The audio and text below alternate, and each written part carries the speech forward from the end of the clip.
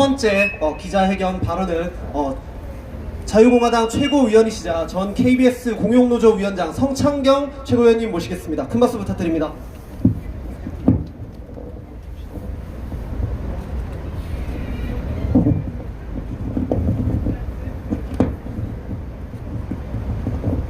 존경하는 애국 국민 여러분, 저는 지금 제1야당인 미래통합당 앞에 와 있습니다. 공천을 나눠달라고 때를 서기 위해서 온 것도 아닙니다.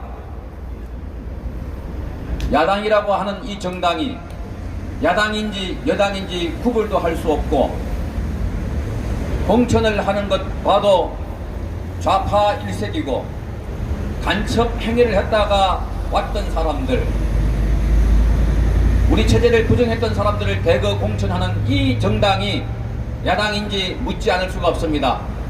그래서 미래통합당이 아니라 더불어 좌파통합당 같습니다. 더불어 민주당의 동생 같습니다. 형제당 같습니다. 그런데 이들이 야당이라고 버티고 있으니까 우리 국민들의 목소리를 전달할 방법이 없습니다. 많은 국민들이 분통해하고 있습니다. 중국 바이러스로 온 국민이 죽어가고 있고, 마스크 한 장을 구하기 위해서 4시간을 줄을 서서 기다려도 제대로 구하지 못하고 주민등록증을 가져와서 배급을 받아야 하는 상황입니다. 경제는 폭망했고 국방은 허물어졌고 나라의 체면은 말이 아닙니다. 100개가 넘는 나라에서 대한민국 출신이라고 하면 비행기도 오지 못하게 하고 오더라도 2주간 강제 격리시키는 상황이 되어버렸습니다. 여러분, 대구, 경북 시민들은 고립되어 있습니다. 죽음의 공포에 떨고 있습니다. 이게 정부 맞습니까? 이게 정권 맞습니까? 이게 나라가 맞습니까? 그런데 이들이 또다시 개헌을 한다고 합니다. 지난 3월 6일 날 깜짝 개헌 발의를 했습니다. 거의 대부분 언론들이 보도를 하지 않고 있습니다.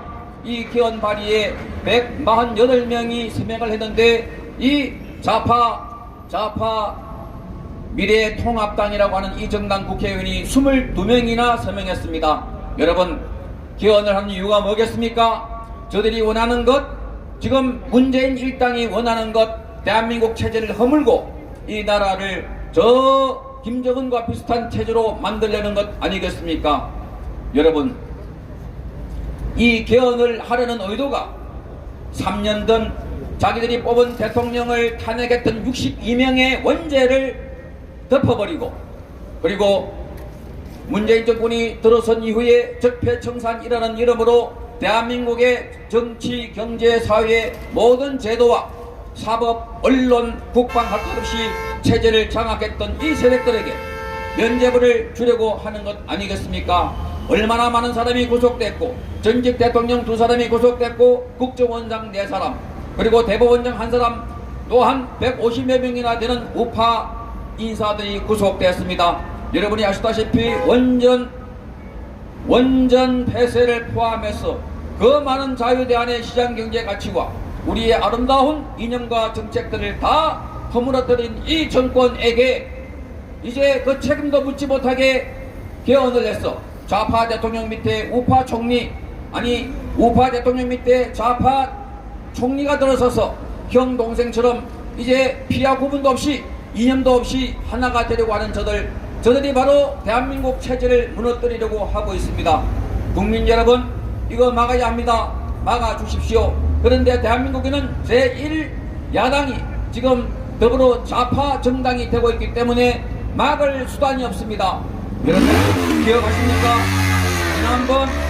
지난번 패스트트랙을 통과시킬 때 지난 12월 16일 날 우리 우파 국민들은 국회에 대거 찾아갔습니다.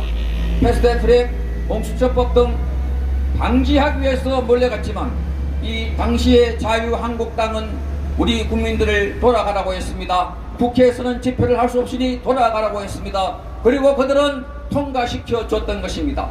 여러분, 이렇게 무기력하고 무능한 야당에게 우리의 미래, 우리의 나라, 우리의 주체 맡길 수가 있습니까? 우리는 싸우고 싶습니다. 우리는 막고 싶습니다.